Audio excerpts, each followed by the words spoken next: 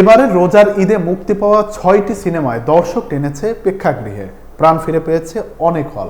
শাকিব খানের বরবাদ ও অন্তরাত্মা, নিশো সুনেরাহের দাগি, সিয়াম বুবলির জঙ্গলি এবং সজল ফারিয়ার জিন ৩ সব মিলিয়ে আলোচনায় ছিল ঈদের সিনেমা।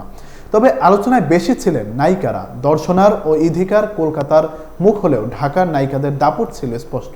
নুসরাত ফারিয়া, বুবলি, সুনেরাহর পারফরমেন্স ছিল দর্শকের কাছে প্রশংসিত। এই জোয়ারেই এবার ঈদুল আজহাকে কেন্দ্র করে নির্মাণ হচ্ছে একাধিক সিনেমা। আসছে তাণ্ডব, নীলচক্র, ইনসাফ, টগর, পিনিক এবং এশা মার্ডার, কর্মফল। নায়িকাদের তালিকায় এবারও রয়েছেন জনপ্রিয় মুখ জয়া আহসান, পূজা চেরি, শবনম বুবলি, তাসনিয়া ফারিন, বাঁধন ও মন্দিরা চক্রবর্তী।